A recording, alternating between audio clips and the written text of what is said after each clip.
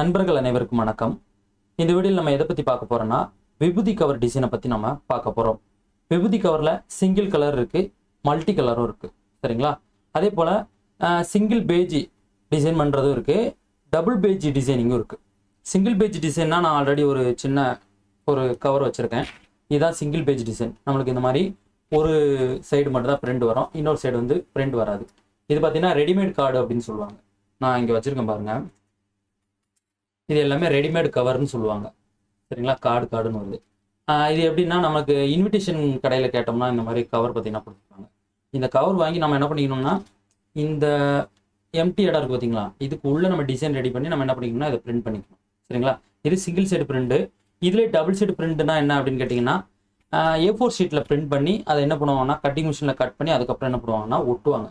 ஒட்டுறது கையில் ஒட்டுறதும் இருக்குது. கையிலனா நம்ம என்ன பண்ணணும், அதை கட் பண்ணி மடித்து ஒட்டுற மாதிரி இருக்கும். மிஷினில் ஒட்டுறதும் இருக்குது. சரிங்களா? இதே போல் தான் மல்டி கலர்லேயே பார்த்தீங்கன்னா உங்களுக்கு கவர் பார்த்தீங்கன்னா இந்த மாதிரி இருக்காது. மல்டி கலரில் அது ஒட்டி வர கவர் கொஞ்சம் அது வித்தியாசமாக இருக்கும். சரிங்களா? மல்டி கலர் கவர் பிரிண்டிங்கில் அப்படி தான் உங்களுக்கு வந்து கலர்லேயே எல்லா படங்களும் வந்துடும். பின்னாடி வந்து யார் வந்து பிரிண்ட் பண்ணுறாங்களோ அவங்களுடைய விளம்பரம் வந்து பின்னால் கொடுத்துப்பாங்க. சரிங்களா? இப்போ இந்த கவர் வந்து இப்போ எதில் நம்ம டிசைன் பண்ண போகிறோம் அப்படின்னு கேட்டிங்கன்னா, நீங்கள் சிங்கிள் கலராக இருந்துச்சு அப்படின்னா கண்டிப்பாக நீங்கள் வந்து ஃபோட்டோஷாப்பில் டிசைன் பண்ண முடியாது. இந்த சிங்கிள் கலர்னால் நீங்கள் பேஜ் மேக்கர், கோரல் ட்ரா இல்லைனா இல்லுஸ்ட்ரேட்டரில் நீங்கள் டிசைன் பண்ணிக்கலாம். மல்டி கலர் நீங்கள் வந்து ஃபோட்டோஷாப்லேயே தாராளமாக பண்ணலாம். ஸோ அப்படி இல்லைன்னா நீங்கள் கோரல் இல்லுஸ்ட்ரேட்டர் வச்சுருந்தீங்கன்னா நல்லா டெப்த்தாக அதில் வந்து வெக்டர் ஃபைலாக ஒர்க் பண்ணிக்கலாம். ஓகேங்களா? இப்போ நம்ம எதை பற்றி பார்க்க போகிறோம்னா சிங்கிள் கலர் கார்டை தான் நம்ம டிசைன் பண்ணுறதை பற்றி பார்க்க போகிறோம். மல்டி கலர் ஏன் சொல்லக்கூடாது அப்படின்னு கேட்டிங்கன்னா மல்டி கலரில் இருக்குது. ஆனால் மல்டி கலரில் என்னென்னா ஒரு ஃபைல் சைஸ் வச்சுருப்பாங்க. ஓகேங்களா? அதாவது இது வந்து நாமளே அளந்து ஒட்டுறது இந்த ரெடிமேட் கார்டுக்கு. சரிங்களா? மல்டி கலருக்கு பார்த்தீங்கன்னா அவங்களே ஒரு சைஸ் வச்சுருப்பாங்க. அந்த சைஸில் நம்ம ஒர்க் பண்ணோம்னா கரெக்டாக இருக்கும். ஏன் அப்படின்னு கேட்டிங்கன்னா அவங்க கொடுக்குற சைஸில் நம்ம ஒர்க் பண்ணி கொடுக்குறதும் மிஷின் வந்து என்ன பண்ணுன்னா ஆட்டோமேட்டிக்காக பிரிண்ட் பண்ணி கட் பண்ணி ஒட்டி கொடுத்துரும். அந்த கவர்லாம் ஒரு 4000 கவர் 5000 கவருங்கும் போது நம்ம கையால் ஒட்டினா ரொம்ப லேட் ஆகும். அப்படிங்கும்போது என்ன ஆகும்னா அந்த அளவுக்கு நம்ம சரியாக ஒர்க் பண்ணி கொடுத்துட்டோம்னா மிஷின்லேயே எல்லா ஒர்க்கையும் நமக்கு என்ன பண்ணுவாங்கன்னா முடிச்சு ஃபினிஷிங் பண்ணி கொடுத்துருவாங்க. சரிங்களா? சரி, இப்போ நம்ம என்ன பண்ணலாம்னா பேஜ் மேக்கரில் ஒரு இந்த விபூதி கவருக்கான ஒரு சின்ன டிசைன், சிம்பிளான ஒரு டிசைன் எப்படி பண்ணுறதுன்னு பார்க்கலாம். ஓகேங்களா? இப்போ நான் என்ன பண்ணுறேன், என்னோட பேஜ் மேக்கரை நான் ஓப்பன் பண்ணிக்கிறேன். இப்போ என்னோட பேஜ் மேக்கரை நான் ஓப்பன் பண்ணிட்டேன். நார்மலாக தான் இது பேஜ் மேக்கரில் 7.0. சரிங்களா? நம்ம ஃபோட்டோஷாப்பில் 7 எப்படி பயன்படுத்துகிறோமோ அதே போல் தான். சரிங்களா? ஷார்ட்கட்டு ஒரு சில விஷயங்கள் மாறும். நம்ம ஃபோட்டோஷாப்பில் நியூ கிரியேட் பண்ணனா Ctrl N கொடுப்போமா, இதுலேயும் அதே தான். Ctrl N கொடுங்க, இந்த மாதிரி வரும். ஃபோட்டோஷாப்பில் கொஞ்சம் வித்தியாசமாக இருக்கும், இதில் கொஞ்சம் வித்தியாசமாக இருக்கும். சரி, இப்போ நம்ம இதில் வந்து சைஸ்லாம் எப்படி கிரேட் பண்ணுறது அப்படின்னு கேட்டிங்கன்னா இந்த லெட்டர் அப்படின்றது பாருங்களேன் பேஜ் சைஸில். இதில் நீங்கள் வந்து என்ன பண்ணணும்னா லீகல் அப்படின்னு செலக்ட் பண்ணிக்கிடுங்க. எதுக்காக லீகல் சைஸ் நம்ம போனால் ரொம்ப பெரிய சைஸ் ஆச்சு அப்படின்னு கேட்டிங்கன்னா இது வந்து பாலிமர் ஷீட்டோட சைஸு. சரிங்களா? பிரிண்ட் பண்ணுறதுக்கு இந்த பாலிமர் ஷீட்னு ஒன்று சொல்லுவாங்க. அந்த ஷீட் வந்து A4 ஷீட் மாதிரி நல்லா லென்த்தாக இருக்கும். அந்த ஷீட்டில் தான் நம்ம என்ன பண்ணுவோம்னா பிரிண்ட் பண்ணி அதை வந்து மிஷினில் மாட்டி வந்து பிரிண்ட் அடிப்பாங்க. ஓகேங்களா? அதனால் இதை வச்சுக்கலாம். இது வைடு டால் அப்படின்னு கேட்கு. நாம் வந்து வெர்டிக்கல் தான் ஒர்க் பண்ணுறோம், அதனால் நமக்கு டால் அப்படிங்கிறத வச்சுக்கலாம். அது போக இந்த ஆப்ஷனில் இருக்க டிக்கை எடுத்து விட்ருங்க. டிக்கை எடுத்து விட்டுட்டு கொஞ்சம் கீழே வந்தீங்கன்னா இதில் நம்பர் ஆஃப் பேஜஸ்ன்னு இருக்கும். நம்ம ஒரு பேஜ் தான் ஒர்க் பண்ண போகிறோம். வேணும்னா நம்ம அடுத்த பேஜ் போட்டுக்கலாம். ஓகேயா? அதுக்கடுத்து கீழே என்னென்னா லெஃப்ட்டு, ரைட்டு, டாப்பு, பாட்டம்னு இருக்குது. அதாவது இதில் வந்து மார்ஜின் ஏதாட்டும் வேணுமா அப்படின்னு கேட்கும். டாப்பில் இருந்து ஒரு 1.5 இன்ச்சஸ் மட்டும் நம்ம ஒரு மார்ஜின் வச்சுக்கலாம். சரிங்களா? அது எதுக்குன்றது நம்ம டிசைன் ரெடி பண்ணிவிட்டு நான் என்ன பண்ணுறேன்னா உங்களுக்கு சொல்கிறேன். இப்போ இதில் நம்ம 0 கொடுத்துக்கிறோம். டாப்பில் மட்டும் 1.5 இன்ச்சஸ் கொடுத்துட்டு பாக்கி 0 கொடுத்துருதோம். ரெசல்யூஷனுங்கிறது 300 தாராளமாக போதும். இப்போ நம்ம ஓகேங்கிறத கொடுத்துக்கலாம். இப்போ நமக்கு தேவையான ஒரு பேஜ் வந்து ரெடி ஆகிடுச்சு. இதுக்கப்புறம் நம்ம என்ன பண்ண போகிறோம் அப்படின்னா நமக்கு தேவையான ஒரு சைஸ் வந்து இதில் ஒரு ரெக்டாங்குலராக நம்ம எடுக்க போகிறோம். இந்த இடத்துல வந்தீங்கன்னா உங்களுக்கு இதில் ரெக்டாங்குலர் டூல் இருக்கும். இது நார்மலாக நீங்கள் டூலை கிளிக் பண்ணாலே உங்களுக்கு தெரிஞ்சிடும் ஒவ்வொன்றும் ஒவ்வொரு டூல். சரிங்களா? இப்போ ரெக்டாங்குலர் டூல் எடுக்கிறோம். டூல் எடுத்துகிட்டு நார்மலாக கிளிக் பண்ணி ஒரு ட்ராக் பண்ணிக்கிறோம். எதுக்காகனா நம்ம இதுக்கு அளவு கொடுக்க போகிறோம். இந்த டூல்லே உங்களுக்கு நீங்கள் தெரிஞ்சுக்கிடுங்க, ஃபோட்டோஷாப்பில் இருக்க மாதிரி தான். இது மூவ் டூலு, இது text tool, rotate tool, crop tool, rectangular tool, elliptical tool, hand tool, zoom tool, இவ்வளோ தான். சரிங்களா? டூல் சிம்பிளாக தான் இருக்கும் இதில். இப்போ இந்த பாக்ஸை கிளிக் பண்ணிவிட்டு கீழே இந்த மாதிரி ஒரு அளவு இருக்கும். இந்த இடத்துல நீங்கள் கவனிச்சிங்கன்னா உங்களுக்கு வித்து ஹைட்டுன்னு இருக்கும். ஓகேங்களா? இப்போ நம்ம என்ன செய்யணும் அப்படின்னு கேட்டிங்கன்னா கார்டை நம்ம ஃபஸ்ட்டு இந்த கவரை ஃபஸ்ட்டு அளக்கணும். ஓகேங்களா? கவரை எப்படி அளக்குறது அப்படின்னு கேட்டிங்கன்னா நீங்கள் நார்மலாக ஸ்கேல் வச்சுருந்தீங்கன்னா ஸ்கேலை வச்சு அளந்துக்கலாம். அது போக பார்த்தீங்கன்னா கவரில் எப்படி அளக்கணும்னா உள்ள மார்க்கிங் பண்ணி வச்சுருக்க பாருங்க, மார்க்கர் வச்சு. இந்த மாதிரி தான் நம்ம வந்து உள் சைடு தான் அளக்கணும். இந்த ஃபுல்லாக அவுட்ரு டு அவுட்ரு நம்ம வந்து அளக்கக்கூடாது. ஏன் அப்படின்னா அவுட்ரு டு அவுட்ரு அளந்தோம்னா நம்மளுக்கு பிரிண்டிங்கில் கரெக்டாக வராது. எப்போதுமே கொஞ்சம் உள்ளே தான் நம்ம வந்து பிரிண்ட் அடிக்கிறதுக்கு ஏற்ற மாதிரி அளக்கணும். இப்போ நம்ம வந்து இதை இன்ச்சஸ்லேயே அளந்துக்கலாம் சரிங்களா. ஸ்கேலில் நான் என்ன பண்ணிக்கிறேன்னா இன்ச்சஸில் அளக்குறேன். அகலம் பார்த்தீங்கன்னா கரெக்டாக எனக்கு ஒரு 2 இன்ச்சஸ் இருக்குது சரிங்களா. அதாவது அகலம் 2 இன்ச்சஸ். அதே போல் உயரம் எவ்வளோ வேணும் அப்படின்னா அதையும் நான் அளந்துக்கிறேன். உயரம் பார்த்தீங்கன்னா ஒரு 2.8 இன்ச்சஸ் அப்படின்னு இருக்கு சரிங்களா. 2.8 வேணாம், 2.6 ஓகே. 2.6 ஓகே. ஏன் அப்படின்னா நான் கரெக்டாக அந்த இன்சைடு தான் இன்னர் தான் கனெக்ட் பண்ணி வச்சுருக்கேன் ஓகேங்களா. 2க்கு 2.6ங்கிறது தான் அளவு. நம்ம வந்து இதை வெர்டிக்கலில் தான் ஒர்க் பண்ண போகிறோம். நம்ம இப்படி ஹரிசாண்டல் வேணுனாலும் ஒர்க் பண்ணிக்கலாம். நான் வந்து இப்படி வெர்டிக்கலாக தான் ஒர்க் பண்ண போகிறேன். சரி, இப்போ பேஜ் மேக்கர் நம்ம போய்க்கலாம். பேஜ் மேக்கர் வந்தாச்சா. இப்போ இந்த மூவ் டூல் இருக்கு பாருங்க. இந்த டூலை மூவ் டூல்னே வச்சுக்கோங்க சரிங்களா. அதுதான் எல்லாருக்கும் ஞாபகத்தில் இருக்கும். இதை போய்ட்டு ஒரு கிளிக் பண்ணிங்கன்னா இது வந்து இந்த மாதிரி மார்க் ஆகிடும். இப்போ அகலம் ஒரு 2, உயரம் பார்த்தீங்கன்னா ஒரு 2.6 இப்படி வச்சோம்னா நமக்கு தேவையான சைஸுங்கிறது வந்துடும். Ctrl 0 கொடுத்தீங்கன்னா உங்களுக்கு எப்போதும் போல் ஃபோட்டோஷாப்பில் மாதிரி ஃபிட் டு ஸ்க்ரீன், அதாவது ஃபுல் ஸ்கேல் உங்களுக்கு வந்துடும். ஜூம் பண்ணுறதுக்கு ஃபோட்டோஷாப்பில் மாதிரியே ஷார்ட்கட் நீங்கள் பயன்படுத்திக்கலாம். அதாவது கண்ட்ரோல் ஸ்பேஸ் பார் இந்த 2 பட்டனையும் கிளிக் பண்ணிங்கன்னா ஜூம் டூல் வரும். இந்த மாதிரி ஜூம் பண்ணிக்கலாம். அதே போல் இன்னொரு ஷார்ட்கட்டு நம்ம பேஸ் பார் பட்டனை மட்டும் அழுத்தினோம்னா ஹேண்ட் டூல் வரும். நம்ம அங்கங்கே ட்ராக் பண்ணுவோமா. பேஜ் மேக்கரில் ஆல்ட் பட்டனை நீங்கள் அழுத்துனீங்கன்னா உங்களுக்கு இந்த மாதிரி ஹேண்ட் டூல் வரும். நீங்கள் இந்த மாதிரி மூவ் பண்ணிக்கலாம். ஓகேயா. இப்போ இதை என்ன பண்ணிக்கிறேன், இந்த மாதிரி டாப்பில் தூக்கி இங்கே வச்சுக்கிறேன் சரிங்களா. இங்கே வச்சுட்டு கொஞ்சம் ஜூம் பண்ணிக்கிறோம். இப்போ நமக்கு தேவையான ஒரு பாக்ஸ் வந்துருச்சு. இந்த அளவுக்கு உள்ளே தான் நம்ம ஒர்க் பண்ண போகிறோம். ஃபஸ்ட்டு நம்ம டெக்ஸ்ட் டூல் எடுத்து டைப்பிங் பண்ணிக்கலாம். இந்த டைப்பிங் பண்ணுறதுக்கு இந்த டெக்ஸ்ட் டூலில் நீங்கள் என்ன பண்ணிக்கணும்னா, நார்மலாக நீங்கள் வந்து இப்போ நான் வந்து இங்கே பாருங்களேன், இந்த இடத்துல கிளிக் பண்ணுறேன். இங்கே கிளிக் பண்ணால் நான் டைப் அடித்தா என்ன ஆகுதுன்னா இங்கே போய் டைப் ஆகுது. சரி, ஒரு வாட்டி நான் கிளிக் பண்ணிட்டேன், விட்டுட்டேன். மறுபடியும் நான் என்ன பண்ணுறேன், இங்கே போய்ட்டு கிளிக் பண்ணுறேன். மறுபடியும் என்ன ஆகுது, இங்கே போய்ட்டு கிளிக் ஆகுது. இது வந்து நீங்கள் என்ன பண்ணணும் அப்படின்னா, பேஜ் மேக்கரை பொறுத்த வரைக்கும் நீங்கள் வந்து ட்ராக் பண்ணி வந்து அந்த டைப்பிங்கை வந்து எடுக்கணும். எப்படின்னு பாருங்கள். டெக்ஸ்ட் டூல் எடுத்துகிட்டு லெஃப்ட் கிளிக் பட்டன் இருக்குது பார்த்தீங்களா, அதை அழுத்தி பிடிச்சி இப்படி ட்ராக் பண்ணுங்கள். இப்போ விட்டிங்கன்னா நீங்கள் இதுக்குள்ளே டைப் பண்ணிக்கலாம். புரியுதுங்களா. புரியலைன்னா மறுபடியும் பாருங்கள். இதை வந்து நான் டெலிட் பண்ணிக்கிறேன். டெக்ஸ்ட் டூல் எடுக்கிறோம். லெஃப்ட் கிளிக்கு, மவுஸில் லெஃப்ட் கிளிக் ஓகேங்களா. அதை அழுத்தி பிடிச்சிட்டு இந்த மாதிரி ட்ராக் பண்ணுறோன்னா டெக்ஸ்ட் வரும். எவ்வளோ லென்த் வேணாலும் போகும், கீழே எவ்வளோ நாளும் வரும். நமக்கு தேவை ஒரு குறிப்பிட்ட லைன் வேணும். அதனால் இது இவ்வளோ வச்சுட்டு ஓகே கொடுத்துட்டு ஓகேங்களா. விட்டோம்னா வந்துடும். இப்போது ஃபாண்டை செலக்ட் பண்ணிக்கலாம். ஃபாண்டு கீழே இருக்குது, கீழே நம்மளே செலக்ட் பண்ணிக்கலாம். நான் எஸ்ஆர் ஃபாண்ட் வச்சுருக்கேன், அதனால் எஸ்ஆர் ஃபாண்ட் எடுத்துக்கிறேன். எஸ்ஆர் ஃபாண்டில் 2ஆம் நம்பர் ஃபாண்ட் எடுத்துக்கிறேன். இப்போ நம்ம டைப்பிங் பண்ணிக்கலாம். அருள்மிகு திப்பனம்பட்டி ஸ்ரீ கைக்கொண்டார் சாஸ்தா ஓகேங்களா. நம்ம ஒரு நோட்டீஸில் போட்டோம் பார்த்தீங்களா, அந்த கோவில் பேர் தான் போடுது ஓகேங்களா. இவ்வளோதான். இப்போ இது எல்லாம் சென்டராக வரணும். நம்ம வந்து இந்த டெக்ஸ்ட் எல்லாமே சென்டராக கொண்டு வரணும். எல்லாத்தையும் மார்க் பண்ணுங்கள். ஃபோட்டோஷாப் மாதிரி தான்.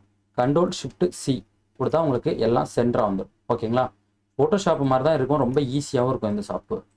இப்போது நம்ம என்ன பண்ண போகிறோம்னா, இந்த கைக்கொண்டார் சாஸ்தாங்கக்கூடிய டெக்ஸ்ட்டை போல்டாக மாற்ற போகிறோம். அதை மட்டும் மார்க் பண்ணுறோம். இங்கே போயிட்டு அதுக்கு 1ஆம் நம்பர் ஃபாண்ட் வச்சுக்கலாம். இந்த 2ஆம் நம்பரை மார்க் பண்ணுறேன். இங்கே பாருங்களேன், இந்த 2ஆம் நம்பரை நான் மார்க் பண்ணிவிட்டு 1 அப்படின்னு கொடுத்துட்டு என்டர் கொடுத்தா அழகாக இங்கே ஃபாண்ட் வந்து மாறிடும். சைஸு கொஞ்சம் பெருசு பண்ணிக்கலாம், வேணாம்னா நம்ம சுருக்கி வச்சுக்கலாம். திருக்கோவில் அருட்பிரசாதம் அப்படின்ட்டு இருக்குங்களா, அதை நம்ம என்ன பண்ணிக்கலாம்னா ஃபாண்டை வந்து நம்ம சேஞ்ச் பண்ணிக்கலாம். கிளிக் பண்ணுறோம். அது பார்த்திங்கன்னா ஒரு 10ஆம் நம்பர் ஃபாண்ட் வச்சுக்கலாம். ஓகே, கொஞ்சம் இதை பெருசு பண்ணிக்கலாம். இப்போ இது எல்லாத்தையும் நம்ம வந்து முடிச்சாச்சு. இப்போ டெக்ஸ்ட்டை டைப் பண்ணிட்டோம். இந்த டெக்ஸ்ட்டுக்கு இடையில கொஞ்சம் கேப் ரொம்ப அதிகமாக இருக்கா, இதுக்கு என்ன பண்ணிக்கலாம் அப்படின்னு கேட்டிங்கன்னா, நீங்கள் டெக்ஸ்ட் டூல் எடுத்து உள்ளே கிளிக் பண்ணி Ctrl A கொடுத்தீங்கன்னா எல்லாம் மார்க் ஆகிடும். கீழே பார்த்தீங்கன்னா இந்த இடத்துல 2வது ஒரு ஆப்ஷன் இருப்பாங்க, 14.4 இருக்கா, இதில் போயிட்டு நீங்கள் வந்து ஒரு 12 அப்படின்னு கொடுத்தீங்கன்னா உங்களுக்கு டெக்ஸ்ட் அப்படி என்ன ஆகும்னா கேப் வந்து குறைஞ்சிக்கும். அது போக ஃபாண்ட் உங்களுக்கு எவ்வளோ வேணுமோ அதுக்கேற்ற மாதிரி நீங்கள் வச்சுட்டு என்ன பண்ணிக்கலாம், சைஸை சின்னது பண்ணணும்னா நீங்கள் சின்னது பண்ணிக்கலாம். நான் எனக்கு தேவைக்கு ஏற்ற மாதிரி நான் என்ன பண்ணிக்கிறேன், அட்ஜஸ்ட்மெண்ட் பண்ணிக்கிறேன். இப்போ இது ஓகே சரிங்களா. Text okay. கீழே ஒரு விளம்பரம், அதையும் நம்ம டைப் அடிச்சுக்கலாம். இந்த டெக்ஸ்ட்டை காப்பி பண்ணி வச்சு நம்ம டைப் அடிக்கலாம். Ctrl C Ctrl V கொடுத்தா ஒரு டெக்ஸ்ட்டு காப்பி பண்ணி பேஸ்ட் பண்ணிவிடும். கீழே நான் என்ன பண்ணுறேன்னா இறைப்பணியில் அப்படின்னு டைப் அடிச்சுக்கிறேன். இறைப்பணியில் போட்டு நம்ம சேனல் நேம் போட்டுக்கலாம் ஓகேங்களா. இந்திரா புகைப்பட கலைக்கூடம், இந்திரா புகைப்பட கலைக்கூடம் டைப் அடிச்சாச்சு. இப்போ பாருங்களேன், இந்த டெக்ஸ்ட் என்ன ஆயிடுச்சு அப்படின்னா நமக்கு கொஞ்சம் வந்து கீழே வந்துடுச்சு. டெக்ஸ்ட் வந்து என்ன ஆயிடுச்சு, கீழே வந்துடுச்சு. இப்போ இதை எப்படி சரி பண்ணுறதுன்னா ஒன்றும் இல்லை, நீங்கள் இதை கிளிக் பண்ணிங்கன்னா உங்களுக்கு ஒரு லென்த்து கோடு மாதிரி இருக்கா, இந்த கோடை லைட்டாக நீங்கள் இப்படி பிடிச்சி இழுத்தா போதும். இப்படி பிடிச்சி இழுத்தா உங்களுக்கு டெக்ஸ்ட் இந்த மாதிரி வந்துடும். இந்த டெக்ஸ்ட்டுக்கு நம்ம ஃபாண்டை மாற்றிக்கலாம். இந்த டெக்ஸ்ட்டை மட்டும் மார்க் பண்ணிவிட்டு ஒரு 8ஆம் நம்பர் ஃபாண்ட் எடுத்துக்கலாம். ஓகேங்களா? இது இன்னும் பெருசாகுதுன்னா ஒரு பாயிண்ட் சைஸை நீங்கள் கம்மி பண்ணீங்கன்னா போதும், கரெக்டாக உங்களுக்கு இந்த மாதிரி உட்காந்துக்கும். இப்போ நம்ம தேவைக்கு ஏற்ற மாதிரி நம்ம என்ன பண்ணிட்டோம், போட்டாச்சு. இப்போ நம்ம டைப்பிங்கை வந்து முடிச்சாச்சு. ஆனால் டிசைனிங் வந்து கொஞ்சம் பர்ஃபெக்டாக இருக்கணும். அதுக்கு என்ன பண்ணலாம்னா நம்ம கொஞ்சம் சின்ன மாற்றங்கள் பண்ணணும். திரும்ப ஒரு ரெக்டாங்குலர் எடுக்கிறோம். ரெக்டாங்குலர் எடுத்துகிட்டு இங்கே வந்து அப்படியே கிளிக் பண்ணி ஃபுல்லாக ட்ராக் பண்ணுறோம். நல்லா கவனமாக பாருங்கள். கிளிக் பண்ணி ட்ராக் பண்ணுறோம். இந்த அவுட்ரு லைனுக்கு உள்ளே தான் இருக்கும். ஓகேங்களா? அவுட்ரு லைனுக்கு உள்ளே. அதே போல் நீங்கள் பேஸ் பாரை அழுத்தி பிடிச்சி தான் நீங்கள் மாதிரி ட்ராக் பண்ணுவீங்க. இது ஆல்ட்டு. ஓகேங்களா? இதை வந்து ட்ராக் பண்ணுறதுக்கு ஆல்ட்டு அழுத்துனீங்கன்னா உங்களுக்கு இந்த மாதிரி ஹேண்ட் டூல் வரும். இப்போ இந்த பாக்ஸ் இருக்குது பார்த்தீங்களா, இந்த பாக்ஸு, இந்த ஒரு பாக்ஸை கிளிக் பண்ணிவிட்டு டாப்பில் எலமெண்ட் போங்க, ஃபில் அப்படின்னு இருக்கும். இதில் சாலிட் அப்படிங்கிறத கொடுத்துருங்க. சாலிட் அப்படின்னு கொடுக்குறது இந்த மாதிரி பிளாக்காக மாறிடும். இப்போ நம்ம டெக்ஸ்ட்டை வந்து கிளிக் பண்ணணும். நம்ம ஒரு சும்மா சாதாரணமாக கிளிக் பண்ணால் டெக்ஸ்ட் வந்து செலக்ட் ஆகாது. கண்ட்ரோல் இருக்கா, அதை அமைக்கிட்டு ஒரு கிளிக் பண்ணுங்கள், டெக்ஸ்ட் வந்துடும். நீங்கள் என்ன பண்ணுங்கள், கண்ட்ரோல் ஷிஃப்ட்டு ஓபிக்கு எடுத்து 2ஆம் ப்ராக்கெட்டு, அந்த டெக்ஸ்ட் வந்து டாப்பில் வந்துடும். அந்த டெக்ஸ்ட்டை இப்போ நம்ம என்ன பண்ணணும், ஒயிட்டாக மாற்றணும். சரிங்களா? ஒயிட்டாக மாற்றுறதுக்கு என்ன பண்ணலாம் அப்படின்னு கேட்டிங்கன்னா, டெக்ஸ்ட் டூல் எடுத்துகிட்டு உள்ளே கிளிக் பண்ணி கண்ட்ரோல் ஏ கொடுங்க. எல்லா டெக்ஸ்ட்டும் மார்க் ஆனதும் கண்ட்ரோல் ஷிஃப்ட் வி இதை கொடுத்துட்டிங்கன்னா அழகாக உங்கள் டெக்ஸ்ட்டு ஒயிட்டாக மாறிடும். இப்போ பாருங்கள், நமக்கு அந்த இடத்துல ஒயிட்டாக மாறிடுச்சு. ஓகேங்களா? இவ்வளோ தான். ஸோ அதே போல் கீழேயும் ஒரு சின்ன சேஞ்சஸ் பண்ணிக்கலாம். இது பேஜ் மேக்கர் பார்த்தீங்கன்னா நான் வந்து ப்ரெஸ்ஸில் வேலை பார்க்கும்போது யூஸ் பண்ணது. சரிங்களா? அதுக்கப்புறம் நான் பேஜ் மேக்கர் ரொம்ப யூஸ் பண்ணலை. இன்னும் அடுத்தடுத்து வர வீடியோக்களை என்ன பண்ணிக்கலாம்னா பேஜ் மேக்கர் டியூட்டோரியல் நம்ம பார்க்கலாம். ஓகேங்களா? இப்போ இந்த இடத்துல ஒரு லைன் நம்ம ட்ராக் பண்ணுறதுக்கு இது லைன் டூல். இந்த டூல் எடுத்துகிட்டு நீங்கள் இப்படி ட்ராக் பண்ணிங்கன்னா உங்களுக்கு லைன் வரும். ஓகேயா? இப்போ என்ன பண்ணிக்கலாம், இந்த இடத்துல ஒரு லைன் வந்து நம்ம வந்து ட்ராக் பண்ண போகிறோம். நான் என்ன பண்ணுறேன், இந்த லைன் எடுக்கிறேன், இங்கே இருந்து கிளிக் பண்ணிவிட்டு அப்படியே இந்த ஓரத்துக்கு ட்ராக் பண்ணிட்டேன். அது போக இந்த லைன் எவ்வளோ வேணுங்கிறத நீங்கள் தேவைக்கேற்ற மாதிரி செலக்ட் பண்ணிக்கலாம். நான் லைன் வந்து எனக்கு இந்த இடத்துல சென்டராக வேணும். ஓகேயா? இறை பண்ணிட்டு எதுக்காக இந்த இடத்துல வைக்கிறேன் அப்படின்னு பாருங்கள். இப்போ திரும்ப ஒரு ரெக்டாங்குலர், ஒரு கர்வ்டு மாதிரி ரெக்டாங்குலர் வேணும்.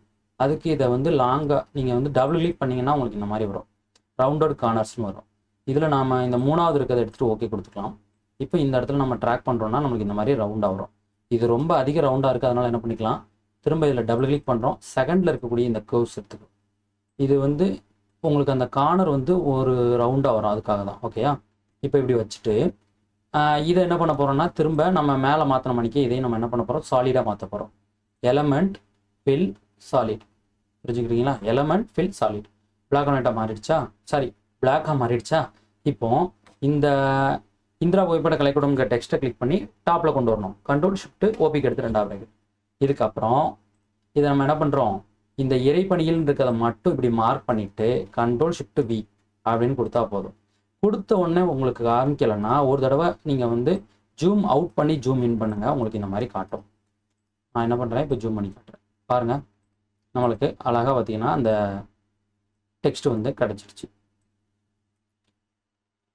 இப்போ இது எனக்கு ஓகே. சரிங்களா? இதுக்கப்புறம் நான் என்ன பண்ண போகிறேன்னா உள்ள சாமி படத்தை கொண்டு வந்து வைக்கணும். சாமி படத்தை நம்ம எப்படி கொண்டு வந்து வைக்கிறதுனா ஃபோட்டோஷாப்லேருந்து நம்ம அங்கே எடுத்துகிட்டு வந்துக்கலாம். சரிங்களா?